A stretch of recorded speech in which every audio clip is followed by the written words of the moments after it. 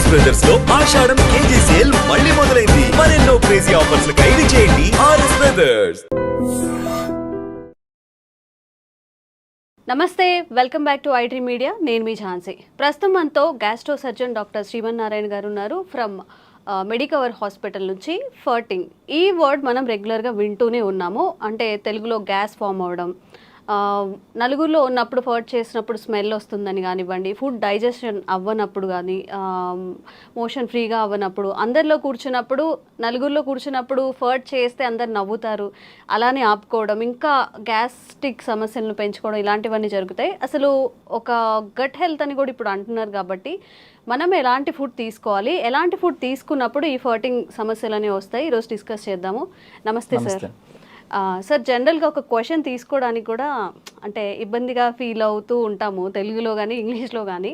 మరి నలుగురిలో ఉన్నప్పుడు ఇట్లా బాంబులు వేస్తున్నారు అంటారు, కొంతమంది సౌండ్తో చేస్తుంటారు, కొంతమంది సైలెంట్గా పబ్లిక్లో ఉన్నప్పుడు బాధపడుతూ ఉంటారు. ప్రధాన కారణం ఏంటి ఈ గ్యాస్ట్రిక్ ఫామ్ అవ్వడానికి, ఇలా బ్యాడ్ స్మెల్తో ఇట్లా ఫర్ట్ చేయడానికి? యాక్చువల్లీ అండి, మన హ్యూమన్ బీయింగ్స్లో ఉన్న మెయిన్ ప్రాబ్లం ఏంటంటే మనం జనరల్గా చేయాల్సిన దాన్ని కూడా అబ్నార్మల్గా ఫీల్ అవుతాం అనమాట. లైక్ నేను చిన్నప్పుడు ఎలా ఉంటుందంటే, పీరియడ్స్ వచ్చింది అనుకోండి, లేడీస్ అందరూ బయట వేరే చోట హౌస్ నుంచి బయటకు వెళ్ళి పడుకోవడము, దేవుడి గదికి రాకపోవడము, అది జనరల్ ప్రాసెస్. యాక్చువల్గా యూరిన్కి ఎలా వెళ్తాము, మోషన్కి ఎలా వెళ్తాము అనేది, స్వెట్టింగ్కి ఎలా వెళ్తాము, సేమ్ అంతే. పీరియడ్స్ కూడా వెళ్ళటం అనేది కామన్. అట్లాగే ఈ ఫార్టింగ్ ఏంటి అంటే, మీరు సర్జరీ అయిపోయిన తర్వాత, సపోజ్ నేను గ్యాస్ట్రో సర్జన్, సర్జరీ అయిపోయిన తర్వాత నేను పేషెంట్ని అడిగే ఫస్ట్ క్వశ్చనే, బాబు కింద నుంచి గ్యాస్ పోతుందా అంటే. అంత ఇంపార్టెంట్ యాక్చువల్గా. కానీ అదే గ్యాస్ మనం అందరూ పబ్లిక్లో ఉన్నప్పుడు అయితే కింద నుంచి పాస్ చేస్తే, మనం పాస్ చేయడానికి ఇబ్బంది పడతాము, మనం ఏదో పెద్ద తప్పు చేసేసినట్టు ఆ ఎదుటిన్న అతను కూడా నవ్వటం మొదలు పెడతారు. ప్రాబ్లం ఏంటంటే, ఎదుటిన్నాడు నవ్వటం మొదలు పెట్టినప్పుడే మనం షైగా ఫీల్ అవుతాం. యాక్చువల్గా that is the general process. మీరు నోట్లోంచి, మీరు ముక్కులోంచి గాలి తీసుకుంటున్నారు కదా, ఎక్కడికి పోవాలి? అది కింద నుంచే రావాలి కదా, ఎక్కడికి పోతుంది అది? సేమ్ అదే కాన్సెప్ట్ కదా. సో అంత కామన్ దాన్ని మనం చాలా అబ్నార్మల్గా చేసి, ప్రాబ్లం ఎక్కడ వస్తుంది అంటే, సపోజ్ ఆయన కంప్లీట్గా గ్యాస్ పాస్ చేయలేదు అనుకోండి, ఆ గ్యాస్ మొత్తం లోపల అక్యుములేట్ అయిపోతుంది. అక్యుములేట్ అయిపోయి పెథలాజికల్ బ్యాక్టీరియాస్ రైజ్ అవుతాయి. దాన్నే పాష్ వర్డ్ ఈజ్ గట్ హెల్త్ అనమాట. సో గట్ హెల్త్ ఏంటంటే, సపోజ్ మనం హై ప్రోటీన్ తీసుకుంటున్నాం, high protein high fatty meals తీసుకుంటున్నాం అనుకోండి, అది కంప్లీట్గా మనకి డైజెషన్ అవ్వకుండా మోషన్లోనే వచ్చేస్తుంది అనమాట. సో మోషన్ని మనం ఎక్కువసేపు హోల్డ్ చేస్తే ఏమవుతుందంటే, మనకు లోపల బ్యాక్టీరియాస్ ఉంటాయి. పాలు పెరిగవడానికి కావాల్సిన బ్యాక్టీరియా ఎంత గుడ్ బ్యాక్టీరియా ఉంటుందో, సేమ్ మన బాడీలో కూడా బ్యాక్టీరియా ఉంటుంది. ఆ బ్యాక్టీరియాని మనం డైజెషన్ చేయాలి. సపోజ్ మీరు ఎక్కువసేపు ఆ ఫ్యాటీ మీల్ని, ప్రోటీన్ మీల్ని బాడీలో ఎక్కువసేపు ఉంచుకున్నాం అనుకోండి, అది డైజెషన్ అయ్యి బ్యాడ్ స్మెల్ని క్రియేట్ చేస్తుంది. సో జనరల్ ఫార్టింగ్ అనేది, జనరల్ గ్యాస్ పాస్ చేయడం అనేది స్మెల్ ఉండదు ఎప్పుడు. ఎక్కువగా ఇట్లా ఇబ్బంది అయ్యి మనం పాస్ చేయడం కష్టమయ్యి, లేకపోతే బాత్రూమ్స్కి వెళ్లకుండా నెగ్లెక్ట్ చేసి, వర్క్ హడావుల్లో చాలా మంది మార్నింగ్ వెళ్లకుండా, సరే నైట్ టైం హ్యాపీగా రిలాక్స్ అయినప్పుడు వెళ్దాంలే అనుకొని నెగ్లెక్ట్ చేసిన వాళ్ళకి ఏంటంటే ఎక్కువ స్మెల్ వస్తుంది అనమాట. So but both are same. అదేమి డిసీజ్ కాదు, అదేమి తప్పేం లేదు. ఇంకొకటి ఏంటంటే, మనం జనరల్గా మంచిగా గ్యాస్ పాస్ చేస్తేనే మనకి గట్ హెల్త్ బాగుంటుంది యాక్చువల్లీ. దానికోసం మనం కొత్తగా ఏం ట్రై చేయాల్సిన అవసరం లేదు.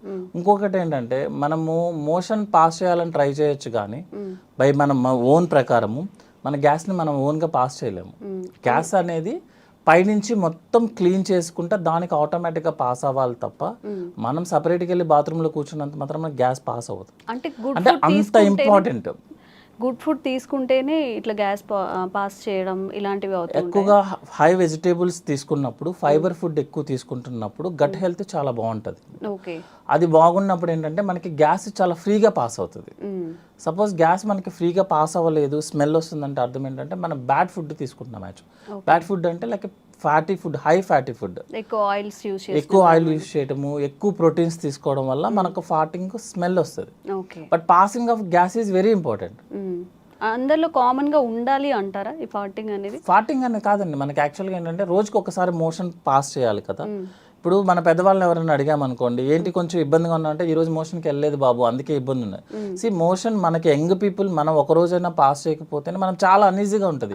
మీరు ఎంత ఫుడ్ తినండి, ఎంత పెద్ద కంపెనీస్లో ఉండండి, అయినా సరే మీకు మార్నింగ్ వెళ్ళలేదు అనుకోండి, యూ ఫీల్ లైక్ అసలు మీరు ఇబ్బంది ఉన్నట్టు అనమాట. అంటే మీరు ఉన్నట్టే ఫీలింగ్ రాదు, ఆకలి వేయదు.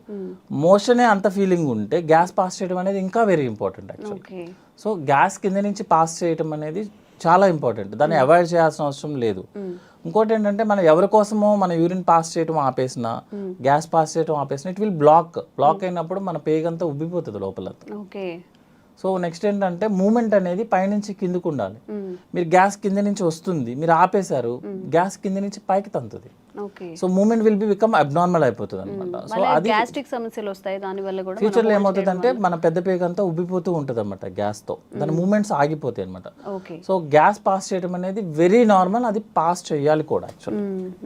సార్ జనరల్ గా ఏదైనా ఒక ఇష్యూ తీసుకున్నప్పుడు అస్సలు మోషన్ ఫ్రీగా అవ్వకపోవడం, ఫర్టింగ్ రాకపోవడం, అది కూడా డేంజరస్. అండ్ అలాగే ఎక్కువగా ఫర్ట్ చేస్తూ ఉంటారు.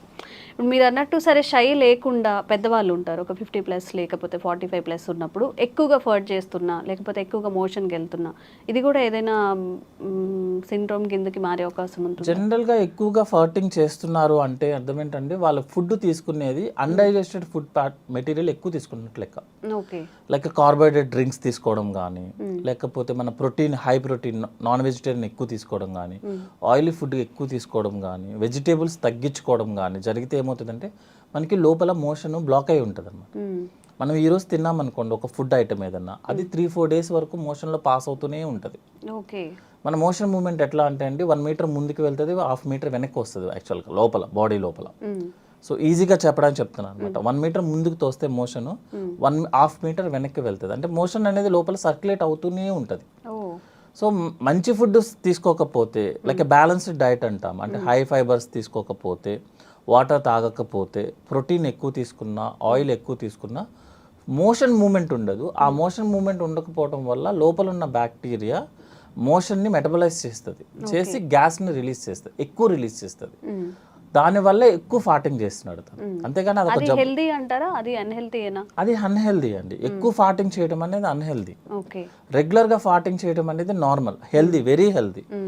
ఎందుకు ఎక్కువ సార్లు ఎందుకు పాస్ చేస్తున్నాడు అంటే this is the reason, motion లోపల బ్లాక్ ఎక్కువ అయిపోతుంది దానికి. తను చెప్తాడు లేదు నేను రోజు మోషన్కి వెళ్తానని చెప్తాడు యాక్చువల్గా. అంటే మోషన్ ఎంత వెళ్తున్నారు అనేది ఎవరు చెప్పలేరు యాక్చువల్గా, ఎవరు చూసుకోకూడదు. మొత్తం క్లీన్ అవ్వట్లేదు యాక్చువల్గా. అంటే ఉండాల్సిన మోషన్ అంతా క్లీన్ అవ్వట్లేదు లోపలికి, అందువల్ల గ్యాస్ ఎక్కువ పాస్ చేస్తున్నాడు, స్మెల్ కూడా వస్తుంది అనమాట. అండ్ ఒక్కొక్కరిలో అసలు ఫర్టింగ్ ఏ ఉండదు, అండ్ రెగ్యులర్గా మోషన్కి వెళ్తూ ఉంటామని చెప్తున్నారు. మీరేమో డైలీ ఫర్ట్ చేస్తేనే, అంటే రెగ్యులర్గా ఫర్ట్ చేసేది హెల్దీ అని చెప్తున్నారు. మరి ఇట్లా అస్సలు ఫర్టింగ్ రాకుండా అలా కూడా? యాక్చువల్గా మేడం ఫర్టింగ్ చేయటం అనేది మన చేతుల్లో ఉండదు. ఫుడ్ అంటారా? కాదు. అంటే ఇక్కడ ఏంటంటే కింద నుంచి గ్యాస్ పోవడం అనేది మన చేతుల్లో ఉండదు. పైనుంచి ఇంటెస్టైన్ గ్యాస్ని మూమెంట్ కిందకి తీసుకొస్తేనే మనకి గ్యాస్ వస్తుంది. మీకు 40-50% పేషెంట్స్ వాళ్ళకి గ్యాస్ పాస్ చేయడం అంటే కూడా తెలియదు వాళ్ళకి. యాక్చువల్లీ వెళ్తూ ఉంటుంది, వాళ్ళకి తెలియదు. అదొకటి అంటే మోషన్ అందరూ కాన్సన్ట్రేట్ చేసేది ఏంటి, మోషన్ పాస్ చేసామా లేదా అని చూస్తారు యాక్చువల్గా.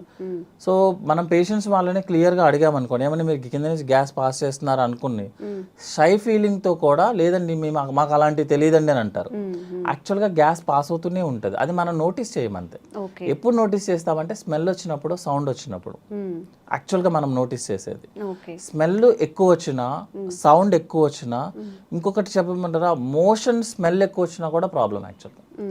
జనరల్గా చూసుకుంటే 70-80% వాళ్ళకి మోషన్ అంత స్మెల్ రాదు. కొంతమందికి మరీ చాలా ఎక్కువ స్మెల్ వస్తుంది. అర్థం ఏంటంటే లోపల మోషన్ స్టక్ అవుతుంది, అంటే రెగ్యులర్గా పాస్ అవ్వాల్సిన మోషన్ పాస్ అవ్వట్లేదు అని అర్థం. 2-3 days అలా ఉండిపోవడం వల్ల ఎక్కువ స్మెల్ వస్తుంది అనమాట. సో గ్యాస్ పాస్ చేయడం అనేది హెల్దీ, కానీ ఎక్కువ ఫార్ట్ చేయడం అనేది, ఎక్కువ స్మెల్ రావడం అనేది అన్హెల్దీ. అంటే మోషన్ బ్లాక్ అవుతుంది, అంతకుమించి వేరే ప్రాబ్లం ఏం కాదు. ఓకే. అండ్ యావరేజ్గా పర్ డేకి ఎన్నిసార్లు మోషన్కి వెళ్తే మంచిది? కొంతమంది పదే తిన్న వెంటనే ఇమీడియట్గా టిఫిన్ చేసినా, అసలు ఏమైనా తిన్నా కానీ వెంటనే మోషన్కి వెళ్ళిపోతూ ఉంటారు. ఇది కరెక్టే అంటారు? ఇది మంచిదేనా? అసలు పర్ డేకి ఎన్నిసార్లు మోషన్ అయితే మంచిది అంటారు? జనరల్గా అండి మా దాంట్లో ఫార్ములా టైప్లో ఉంటాయి అనమాట. యాక్చువల్ డెఫినేషన్ ఆఫ్ కాన్స్టిపేషన్ అన్న వర్డ్ యూజ్ చేస్తే రోజుకి ఒకసారి, లేకపోతే మినిమం 2 daysకి ఒకసారి, దట్ ఈస్ నార్మల్. ఓకే. అంటే వారంలో 3 టైమ్స్ మోషన్ పాస్ చేయడం అనేది నార్మల్. ఒక్కసారి అలా కాకుండా కొంతమంది పేషెంట్స్ ఏంటంటే మోర్ దాన్ 2 డేస్ కనుక టైం తీసుకున్నా, లేకపోతే మోషన్ పాస్ చేయడానికి మోర్ దాన్ 5 మినిట్స్ టైం తీసుకున్నా, దట్ ఈస్ కాన్స్టిపేషన్. అంతే తప్పించి రోజు వెళ్ళాల్సిన అవసరం లేదు. ఎవ్రీ ఆల్టర్నేట్ డే వెళ్ళినా దట్ ఈస్ నార్మల్గా మనం రెగ్యులర్గా చూసుకునే లెక్క అయితే. అట్లా కాకుండా ఎక్కువ సార్లు వెళ్తున్నాడు ఒక పేషెంట్, అతన్ని మనం హిస్టరీ అడగడం ఇంపార్టెంట్ అనమాట యాక్చువల్లీ. అంటే కొంతమందికి హ్యాబిట్ ఉంటుంది, జస్ట్ వెళ్ళి కూర్చుంటారు, ఏమి ఉండదు అనమాట. పర్సనల్ వర్క్ కోసమో ఫోన్ మాట్లాడుకోవడానికో వెళ్ళేసి కూర్చుంటారు, ఏం చేయరు అన్నట్టు. కొంతమంది డిసీజ్ ప్రాబ్లమ్ ఉన్న వాళ్ళు ఏంటంటే ఐబిఎస్ అంటాము, ఇరిటబుల్ బవల్ సిండ్రోమ్. వాళ్ళు ఏం చేస్తారంటే అన్నం ప్లేట్ తినంగానే ప్లేట్ అక్కడ పడేసి పరిగెత్తుతారు. చాలా మందిని చూస్తాం. అదేంటంటే మీకు చిన్నప్పుడు గుర్తుంటే పిల్లలకి పాలు పట్టంగానే మోషన్ పాస్ చేస్తారు, దాన్ని గ్యాస్ట్రోకోలిక్ రిఫ్లెక్స్ అంటారు యాక్చువల్ అనమాట. సో ఆ రిఫ్లెక్స్ మనం స్ట్రెస్లో ఉన్నా, ఎక్కువ వర్క్ టెన్షన్లో ఉన్నా, లేకపోతే సైకాట్రిక్ ప్రాబ్లమ్స్ ఉన్నా, ఎక్కువ వర్క్ స్ట్రెస్ అనమాట యాక్చువల్గా. దిస్ వైట్ కాలర్ ఎంప్లాయీస్ ఉంటారు కదా, కనిపించిన స్ట్రెస్ ఉంటుంది, బయటికి సూటుబుట్టు ఉంటాము, బట్ మైండ్ అంతా స్ట్రెస్లోనే ఉంటారు, వాళ్ళకి ఎక్కువ వస్తుంది అనమాట. వాళ్ళు ఏంటంటే ఫిజికల్ యాక్టివిటీ తక్కువ, బ్రెయిన్ యాక్టివిటీ ఎక్కువ. సో ఏమవుతుందంటే బ్రెయిన్ యాక్టివ్గా ఉన్నప్పుడు మీరు ఫుడ్ తినగానే అప్లోడ్ చేస్తున్నాము, డౌన్లోడ్ చేయాల్సిందే. సో ప్లేట్ అక్కడ పెట్టేసి పరిగెత్తుతారు, వెళ్ళేసి ఎంటీ చేసి మళ్ళీ బాత్రూమ్కి మళ్ళీ 10 మినిట్స్లో పరిగెత్తుతారు. అది ఐబిఎస్ ప్రాబ్లం యాక్చువల్గా. ఇంకోటి ఏంటంటే వాళ్ళకి కోలికి పెయిన్ ఉంటుంది, అంటే స్టమక్లో నొప్పి ఉంటుంది యాక్చువల్గా. ఆ నొప్పి వెళ్ళి ఎంటీ చేస్తేనే ఆ నొప్పి తగ్గుతుంది. అదేంటంటే it's a mental problem type madam, physical activity లేకపోవడం వల్ల జరిగే ప్రాబ్లం ఇదంతా అనమాట. దాన్ని ఐబిఎస్ అంటాము. యాక్చువల్గా జనరల్గా ఐబిఎస్కి ఏం ట్రీట్మెంట్ అంటే రీజన్ ఏంటి, స్ట్రెస్. అది తగ్గించుకుంటే ఆటోమేటిక్గా ఐబిఎస్ తగ్గుతుంది.